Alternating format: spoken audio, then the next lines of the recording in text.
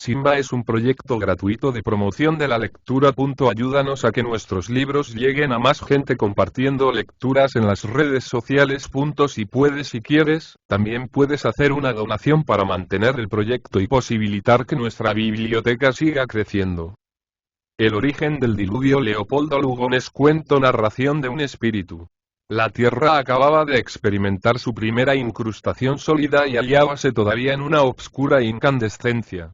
Mares de ácido carbónico batían sus continentes de litio y de aluminio, pues estos fueron los primeros sólidos que formaron la costra terrestre. El azufre y el boro figuraban también en débiles vetas. Así el globo entero brillaba como una monstruosa bola de plata. La atmósfera era de fósforo con vestigios de flúor y de cloro. Llamas de sodio, de silicio, de magnesio, constituían la luminosa progenie de los metales. Aquella atmósfera relumbraba tanto como una estrella, presentando un espesor de muchos millares de kilómetros.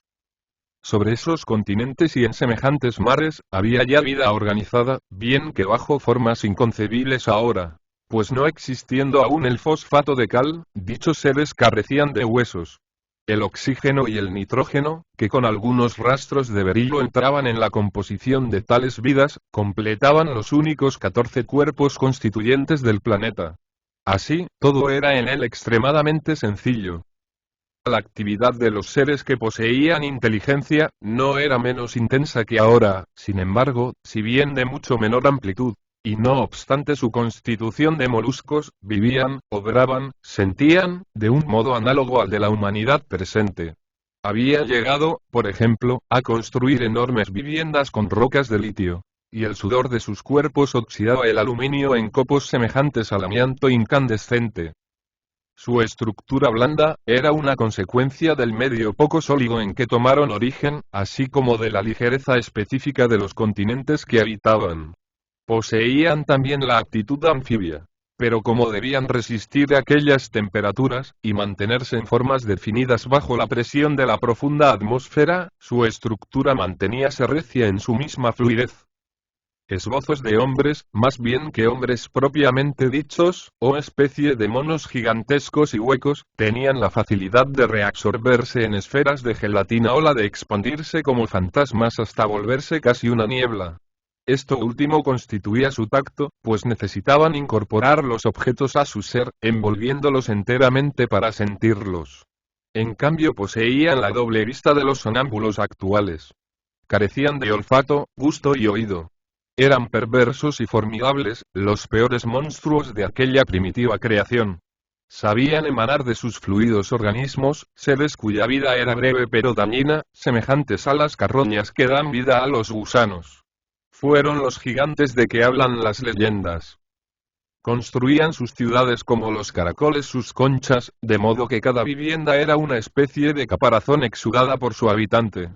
Así, las casas resultaban grupos de bóvedas y las ciudades parecían cúmulos de nubes brillantes. Eran tan altas como estas, pero no se destacaban en el cielo azul, pues el azul no existía entonces, porque faltaba el aire. La atmósfera solo se coloreaba de anaranjado y de rojo. Apenas 2 o 3 especies de aves cuyas alas no tenían plumas, sino escamas como las de las mariposas, y cuyo tornasol preludiaba el oro inexistente, remontaban su vuelo por la atmósfera fosfórica. Era esta tan elevada, y el vuelo tan vasto, que las llevaba cerca de la luna. El arrebato magnético del astro, solía embriagarlas. Y como éste poseía entonces una atmósfera en contacto con la terrestre, afrontábanla en ímpetu temerario yendo a caer exánimes sobre sus campos de hielo. Una vegetación de hongos y de líquenes gigantes arraigaba en las aún mal seguras tierras. Y no lejanos todavía del animal, en la primitiva confusión de los orígenes, algunos sabían trasladarse por medio de tentáculos. Tenían otros, a guisa de espinas, picos de ave, que estaban abriéndose y cerrándose. Otros fosforecían a cualquier roce. Otros frutaban verdaderas arañas que se iban caminando y producían huevos de los cuales brotaba otra vez el vegetal progenitor. Eran singularmente peligrosos los cactus eléctricos que sabían proyectar sus espinas. Los elementos terrestres se encontraban en perpetua instabilidad. Surgían y fracasaban por momentos, disparatadas alotropías. La presión enorme apenas dejaba solidificarse escasos cuerpos. Las rocas actuales dormían el sueño de la inexistencia. Las piedras preciosas no eran sino colores en las fajas del espectro. Así las cosas, sobrevino la catástrofe que los hombres llamaron después diluvio. Pero ella no fue una inundación acuosa, si bien la causó una invasión del elemento líquido. El agua tuvo intervención de otro modo. Ahora bien, es sabido que los cuerpos, bajo ciertas circunstancias, pueden variar sus caracteres específicos hasta perderlos casi todos con excepción del peso. Y esto es lo que recibe el nombre de alotropía. El ejemplo clásico del fósforo rojo y del fósforo blanco, debe ser recordado aquí. El blanco es ávido de oxígeno, tóxico y funde a los 44. El rojo es casi indiferente al oxígeno, inofensivo e infusible, sin contar otros caracteres que acentúan la diferencia. Sin embargo, son el mismo cuerpo. Podría citarse además el diamante y el carbón, para no hablar de las diversas especies de hierro, de plata, que son también estados alotrópicos. Nadie ignora, por otra parte, que el calor multiplica las afinidades de la materia, haciendo posibles, por ejemplo, las combinaciones del azo y del carbono con otros cuerpos, cosa que no sucede a la temperatura ordinaria. Y conviene recordar además, que basta la presencia en un cuerpo de partículas pertenecientes a algunos otros, para cambiar sus propiedades o comunicarles nuevas, siendo particularmente interesante a este respecto lo que sucede al aluminio puesto en contacto por choque, con el mercurio. Pues basta eso para que se oxide en seco, descomponga el agua y sea atacado por los ácidos nítrico y sulfúrico, al revés exactamente de lo que le pasa cuando no existe tal contacto. A estas causas de variabilidad de los cuerpos, es menester añadir la presión, capaz por sí sola de disgregar los sólidos hasta licuarlos, cualquiera que sea su maleabilidad, y sin exceptuar al mismo acero, pues nada más que con la presión se ha llegado a convertirlo en una masa blanduzca, trabajándolo con entera comodidad. Mencionaremos, por último, una extraña propiedad que los químicos llaman acción catalítica, o en términos vulgares, acción de presencia, y por medio de la cual ciertos cuerpos provocan combinaciones de otros, sin tomar parte en las mismas. Entre estos, uno de los más activos, y el que interviene en mayor número de casos, es el vapor de agua.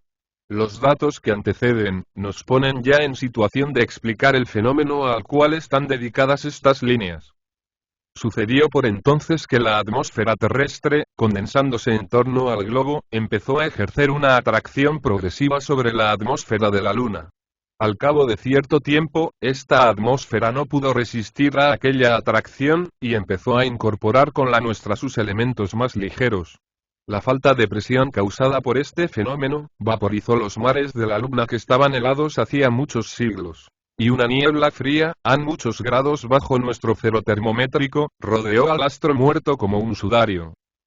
Cierto día el vapor acuoso se precipitó en la atmósfera terrestre, y ésta vio aumentado su peso en varios miles de millones de toneladas. A tal fenómeno, unióse la acción catalítica del vapor, y entonces fue cuando empezaron a disgregarse los sólidos terrestres. Un ablandamiento progresivo, dio a todos la consistencia de yeso. Pero cuando el fenómeno siguió, deleznándose aquellos en una especie de lodo, empezó la catástrofe. Las montañas fueron aplastándose por su propio peso, hasta degenerar en médanos que el viento arrasaba. Las mansiones de los gigantes volviéronse polvo a su vez, y pronto hubo de observarse con horror que el elemento líquido cambiaba de estado en la forma más extraordinaria.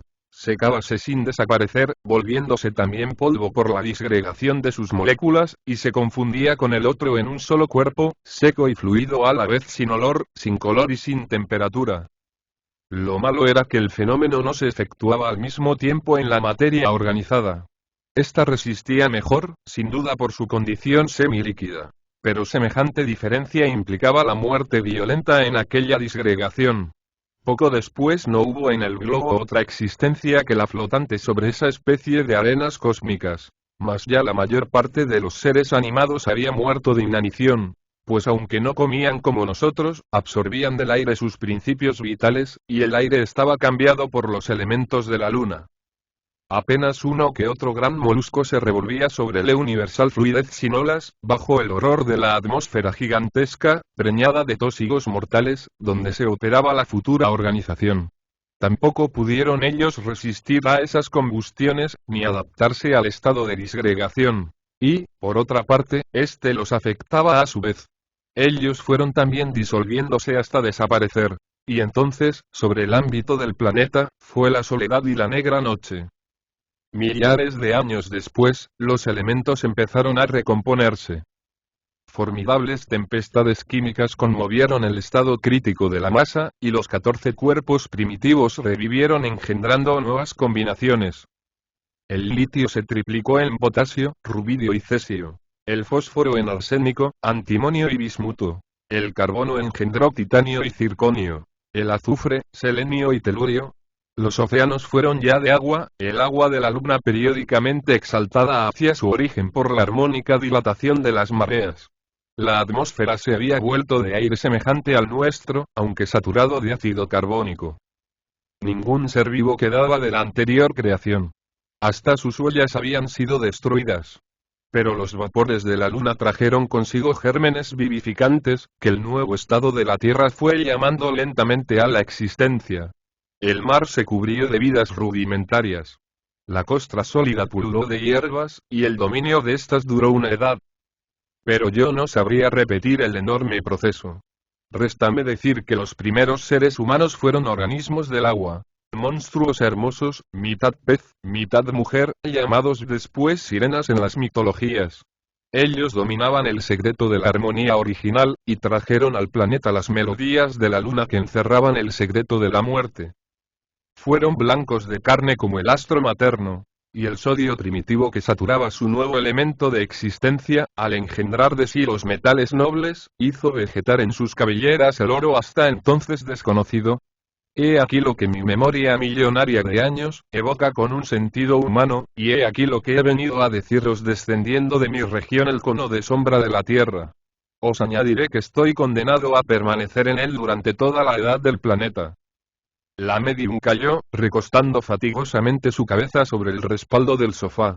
Y Mr. Skinner, una de las 8 personas que asistían a la sesión, no pudo menos de exclamar en las tinieblas. El cono de sombra. El diluvio. Disparatada superchería. Nada pudimos replicarle, pues un estertor de la medium nos distrajo. De su costado izquierdo desprendíase rápidamente una masa tenebrosa, asaz perceptible en la penumbra. Creció como un globo, proyectó de su seno largos tentáculos, y acabó por desprenderse a modo de una araña gigantesca. Siguió dilatándose hasta llenar el aposento, envolviéndonos como un mucílago y jadeando con un rumor de queja. No tenía forma definida en la obscuridad espesada por su presencia. Pero si el horror se objetiva de algún modo, aquello era el horror. Nadie intentaba moverse, ante el espantoso hormigueo de tentáculos de sombra que se sentía alrededor, y no sé cómo hubiera acabado eso, si la medium no implora con voz desfallecida. Luz, luz, Dios mío. Tuve fuerzas para saltar hasta la llave de la luz eléctrica. Y junto con su rayo, la masa de sombra estalló sin ruido, en una especie de suspiro enorme. Mirámonos en silencio. Algo como un lodo helarísimo nos cubría enteramente, y aquello habría bastado para prodigio, si al acudir a su lavatorio, Skinner no realiza un hallazgo más asombroso. En el fondo de la palangana, yacía no más grande que un ratón, pero acabada de formas y de hermosura, irradiando mortalmente su blancor, una pequeña sirena muerta.